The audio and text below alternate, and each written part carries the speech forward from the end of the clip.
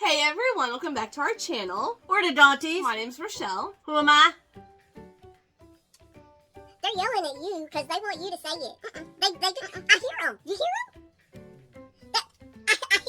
I hear them. I'm your favorite Donna, but you already knew that because you were yelling it. In today's video, we're going to talk about our favorite 3 books that we read in the month of May. So every month we like to share our top 3 favorite books that we read in the month, just because we read so much, it's too difficult to go through every single book that we read and do a full wrap up. So we're just going to talk about the ones that we liked the most. So do you want to start? Okay. I threw it back a little bit and I read a couple of rereads for me this month, and one of them, The Outsiders, I actually had the audiobook and I was listening to it while I was doing the yard work. And I love The Outsiders. I first read it when I was in high school. Back 100 years ago. Actually, I think my oldest brother was assigned it as an English class, and he had to read it in English class. And he enjoyed it so much, and he told me, you know, he really liked it, so I read it too and loved it. Loved the book. It was written by somebody in Oklahoma, and of course we're in Texas, so you know. Close, nearby neighbors. You know, they're up there. Okay, so as someone, I've never read the book and I've never seen the movie. You've never seen No. the movie? So what is it about? No, I've never seen it. I've seen like the trailer of it and like seen little clips like on like Ms. Mojo and stuff, but like I've never seen the movie. I don't even know what it's about. So well, what is it about? It's a lot about it's how it's found family. Okay. And growing up in your teenage years, there was this group of guys that they became each other's family. Okay. A main character. Let me guess, they're all outsiders? Well, They're not the popular kids? So in the book, the popular kids are called the Socias, the Socials. Okay. And then the outsiders are the Greasers. Oh. They have jobs like working on cars and stuff like that. They don't really get in trouble with the cops a lot, but they have to work. But they have to work. Gotcha. They don't have their parents who buy everything Lower for to them. middle class. Yeah, lower Okay. to middle class. Okay. So, and the main character, both of his parents died in a car wreck, so he's being raised by his older brother. Okay. And he has a middle brother as well. And then it's about this family and their group of friends that they just kind of become a family unit. Okay. And how they take care of each other. The main theme that I think drags me into it so much and makes me love it so much is the found family aspect, and how I wasn't a horrible kid, but I had my moments. So I could be considered a greaser when I was growing up. I don't know. I never got in trouble with the cops. I didn't. This is true. I had my moments, but I never got in trouble with the cops. I know it's considered a classic. I never had to read it in school, and I never watched the movie. You should watch it sometime. I think you'd like it. Or maybe read the book. We'll see. I'll probably read the book and then decide, but sounds like something I would like. I mean, I like found family, and I like following like teenagers and things like that. Like, it brings me back to high school too. Okay, so the first book I want to talk about is The Measure by Nikki Erlich. This is a light sci-fi book, and this is one that I have been really interested in reading for quite a while. And I got it through my library, so I don't own it. I'm trying to find a copy of it because I really enjoyed this one. It is basically about, we're following this group of characters. 2 of them are sisters, and then the others that we're following, they all end up becoming each other's like found family throughout this ordeal. But on one random day in March, everyone 23 years old and over gets a box delivered to their door. Everyone in the entire world. Inside the box is a string. And of course people are confused and don't understand what's going on or what this means or whatever. And you're following, like, I think through the first year, really the book takes place within the first year of receiving these boxes. And come to find out, the scientists in the world have determined that the strings represent how long your life is going to be. And some people decide to look at their string, other people decide not to, and you're really following like normal people in the world. You're not following any scientists or anything who's like discovering like the meaning behind everything. You're learning everything that our characters are learning, like through media and through different articles and different, you know, posts that are going up about the meaning behind this. And within the first few months, people, or the scientific community, discover how, like, exactly how long your string is. They can narrow it down to like the month that you're going to live. And that's just a little part of the story, because it's really about the bigger picture of discrimination and, you know, kind of think of it like racism, where people are discriminating against people who have short strings, and that people with short strings, they're called short stringers. They should not be allowed to run for public office. They should not be allowed to get loans for starting a new business, like all these different kinds of things. And then people with long strings somehow become more brave, and we witness like people with long strings discover that no matter what they do, their life is not going to end prior to what the string says. So like if there's like a mass shooting, you're gonna see like long stringers jump in and intervene, because even if they get hurt, they're not going to die. And it's very interesting. And so we're following these people. One of them is married, and the one person in the marriage has a long string, the other one has about a 10-year long string, and how they cope with that, and do they want to stay married, and does the one with the short string not want to, you know, put their spouse through the heartbreak and everything that's going to happen in 10 years whenever the one passes. Then you're following the sister of one of those spouses, and she refuses to look at her string, and she ends up meeting somebody through a short stringers support group where they get together and just kind of discuss like how they're being treated by everyone around them who know that they have short strings. And you're following these two friends who are both in the military, and one has a long string, one has a short string, and how that affects their roles in the military and the jobs that they're allowed to do. It is just, it's so interesting. And what we find out is every single day as people turn 23, maybe it's 22, but whenever they turn 22 or 23, they get this box, and then it's up to them if they're going to look at their string or not. And then you fast forward, after we kind of get the ground of what everyone's going through, what the world looks like, at the very beginning of this and throughout the first year, I think we skip like 10 years into the future, maybe 15 years into the future. And we see, like, you know, the new generation coming up who are like, you know, 15 years younger, and what they decide to do and what the world looks like then.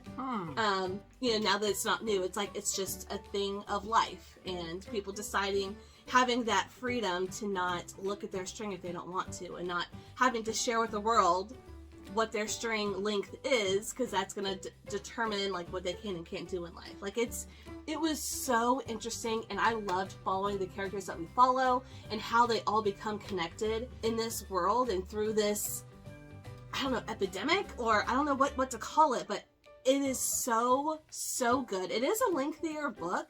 It's over 400 pages, but it was so good and so worth it, and I loved it so much. I don't know if I want to know how long my string is, y'all. Well, luckily in our world, we don't have such a thing yet.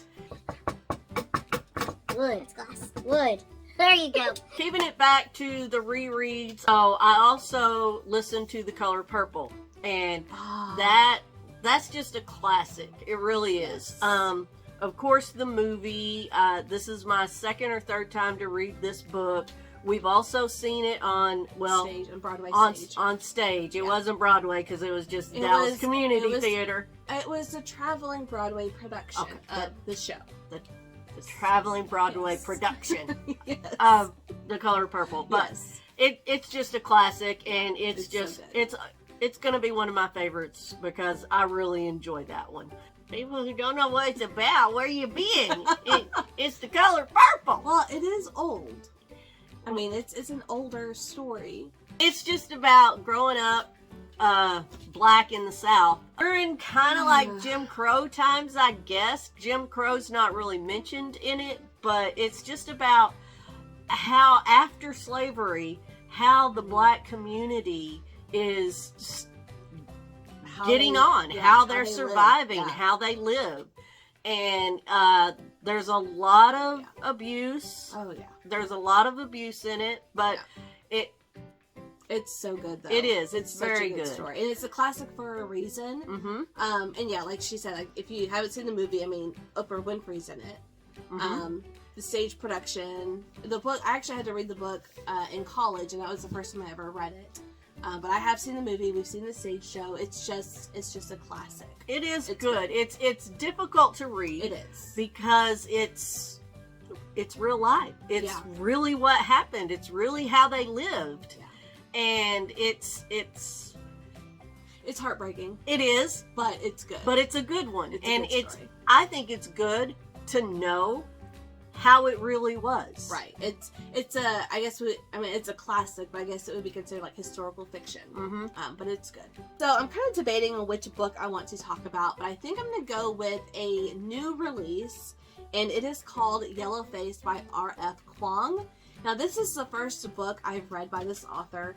Isn't that the one where they're not white, but they pretend to be a white author or something? Kind of, sort of. So she actually is white, and she's... So what had happened was... and by the way, I think this is like literary fiction. I don't know if it's what category it would fall into, but I would assume literary fiction. But you are following this white author and her or one of her really close friends from... I think from college, and maybe a little bit before college, but her best friend wrote a huge smash hit of a book. She is from the Asian community, and she has a certain writing technique, and like it's recognizable that this is this author. Like, you know, just from reading a passage who wrote this. Well, so we're following this white woman who is with this friend. And it's late at night, they've been drinking, and they go back to her friend's house, and she's talking about this new book that she's writing, and she's very old school, and she types everything up on a typewriter, doesn't have anything on a computer. Her agents, like, nobody sees her stuff until the first draft is done, and then she, mails it off to her editor and things like that. Well, she ends up dying that night, and... The didn't get mailed out? Nope. The white best friend takes the manuscript and leaves, and ends up publishing the book as if she wrote it. Well, did the white best friend kill her to take the book? No. Oh no. That would be my kind of book. No. Never mind. She was just there. But she ends up taking this because her friend was like, hey, I want you to read, read it, whatever. So they go into the office, and she starts reading it. She's like, well, I'm not going to read all of it. She goes, oh, no, I don't expect you to, but, feel free to read it. And then she dies. So it's taken, and she publishes it as if it's hers. And then there's the community, the reading community is like, wait a second. Why is this white woman writing about this Asian descent character, and like all about this history about California and the Asian community and all this stuff, and they're starting to kind of wonder if she really wrote it. So then she ends up writing another book that is based on a short story that her friend who died wrote in college. And they're not same, is it? No. They're not same. No. But it's like the further she goes, the bigger the hole she digs and puts herself in, and there's all these questions, and then her publishers are starting to question, like, is this really your work, and how do you know such? Oh, I've researched, like, I know everything because I've researched, and it's okay if an author is writing about an ethnicity or a group of a community that she's not a part of, because it's all fiction, but I've researched, and I know that I have the aspects of real life and real events in my book, and she is trying so hard to convince everyone that this is her authentic work. And it is just a wild ride. It's funny, it's clever, it's witty, it really makes you think about authors, and like a lot of the like thriller authors that I like that are male, they write female characters, and a lot of times that's a problem, but sometimes, you know, they just write them really well, and they don't like do the things that would make women mad. You know, it's like oh, she's PMSing, or oh, she's like this because she's emotional, she's a woman. Like, they don't hinder on that, but some do. And you have like straight authors who write gay characters, or vice versa, and it's like, it's almost like having like a good example is Hamilton. Like, you have all of these characters of different ethnicities playing people, real life people who were white, and in the musical they're not, and it's like, is that okay? But this book was so much fun. And she ends up believing that either her friend really didn't die, or that the ghost of her friend is haunting her, because she's getting some weird things happening that only the friend would know. And oh, I like that part. I like the hunting part. There's like the whole Twitter aspect, and there's Instagram stuff and pictures that are showing up, and messages sent to her from this account that looks like it could be her friend's account, but she's been dead for a few years now. Like, it gets a little spooky too, but it was just an exciting book to read. I absolutely loved it, and I know that R.F. Kuang is very popular in like the fantasy world, I guess. I know Babel, she came out with last year, was hugely popular. But I would be interested to read more like this by her, like literary fiction by her. Okay. But very fun book. I highly recommend. My last one is going to be a Frida McFadden. Y'all know I love Frida McFadden. Yes. And also because, you know, everything's on Kindle Unlimited. True. So, you know, it's real easy to read that on my Kindle. And her books are short and very, very fast-paced. So this one was The Inmate. And this is one where a group of kids get together in high school at a house, and there's no parents around, and it starts raining, and there's a big storm, power goes out, and people start getting killed.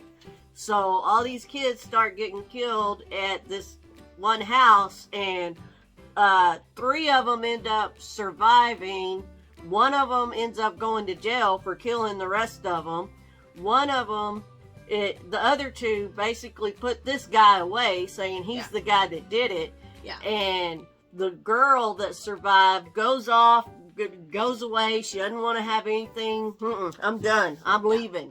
So 10 years later, she comes back because her parents have died. Yeah. And she moves into their house, and she ends up getting a job at the prison that the guy that she helped put away is in prison at. Who happened to be her boyfriend at the time. Yeah. So she's like a nurse. Nurse practitioner kind of thing, something like that. So she gets hired at that prison as the nurse, and that's where he is. And so they start unraveling. Yes. If what they said went down that night really went down the way they thought it did. Yes. And you follow the present day timeline, and then you do kind of some flashbacks to that night that all of that, everything went down. And she starts to unravel what really happened and what really went down. And it's interesting. I enjoyed it. It's in typical Frida McFadden fashion. Like, you have twists and things that you don't see coming. Now, this one wasn't my favorite that I've ever read from her, but because the ending is a little crazy, in my opinion. Like, it goes a little crazy, but I did love one aspect of the end that I can't say, but it definitely gets you in different places and like surprise you and shocks you. It was really, really good. I enjoy all of Frida McFadden, so I think I gave this one a 3.5 or a 4. So yeah, it was a good one. So my last book, I actually read 3 times this month. Because I loved it so much. And it is Yours Truly by Abby Jimenez. This is a companion novel to Part of Your World from last year, that written by the same author. That she came back and wrote a second story involving the friend of someone from that book. And this one, she made me listen to it on audiobook. I convinced you after explaining why I think she would enjoy this. It was funny. There's only one steamy scene in here, and it's very quick, and it's towards the end. So it's not a lot of spice or anything like that. But first of all, it is fake dating, which is my absolute favorite trope in romance. So you have these two doctors. One, like I said, is the best friend of someone from the previous book at the hospital. And the second doctor he's brand new to the hospital. And they call him Dr. Death because every one of his patients on his first day die. So a lot of people don't like him already. He doesn't engage with anybody. Turns out he has severe social anxiety, which is written and explored really well in this book. I felt seen in this book as far as the anxiety representation. Female that we're following, she ends up trying to befriend him because they're kind of on the same level as far as position and things in the ER. And things happen and they become friends. They start writing letters to each other because it helps him talk to her rather than in person. He's just more comfortable writing. So she ends up writing back and they form a friendship. And she has a brother who is in kidney failure and is needing a kidney transplant, but he has a very rare blood type. So he's 27. He's very young. And she's dealing with that, and just a lot of things happen. And I think my favorite part of this whole story is his family, and I think that's what got you to read it, because his family is wild and crazy and out there, and totally reminds me of when you first met my family. And the warnings, he gives her warnings about certain people and certain things before she even gets there to meet his family. They end up fake dating for his sake because his ex-girlfriend is marrying his brother. So in order to make sure that the family knows that he's fine with it, whatever, he needs a fake girlfriend, and she steps in to be the fake girlfriend in this scenario. It is wild. It is crazy. Your grandpa is very hysterical. He teaches the family parrot a bunch of bad words, and the parrot just screams obscenities throughout dinner and throughout the different parties that they have at his family's house. It is so fun. And Grandpa chases people in his wheelchair and tries to knock them down. Would I do that? 100%. This was laugh out loud funny. This was so relatable. This was so heartwarming, and I loved that their friendship. They become very, very close friends throughout this whole scenario, and I loved it so much. It was so good, and I actually think I preferred this one over Part of Your World, which was my favorite. The romance mermaid last book? year. Yeah, which was my favorite romance of last year that I read. So I like I said, I've read this 3 times in 1 month, and Part of Your World I've read twice in a year. So I think I do prefer this one. I can see this one being something I would put on as a comfort read. It's so good. And he has a dog, a 3-legged dog that he named he named Lieutenant Dan from Forrest Gump. So cute, so fun. So she deals with anxiety with her brother, so she knows how to handle people with anxieties. And so throughout them getting to know each other and becoming friends, she plays games with him, asking random questions, weird off-the-wall questions that I ended up asking you before you even read it. One, if I was a gummy bear, would you eat me? He says yes, and she got mad because that was the wrong answer. And then would you punch me in the face for $1 billion? He says no, and that was the wrong answer. Oh, I would. Come here. That yes is the right answer. But it's so cute, these little games and stories that they tell, and she is crazy. The things that she does to her ex is insane, crazy, but so funny. So funny. Anyways, I highly recommend this if you need a really fun romance. This is such a good book. It was funny. I You listened enjoyed to it. It was funny. Yeah. Okay, so those are all of the books that we wanted to talk about, our favorites that we read in the month of May.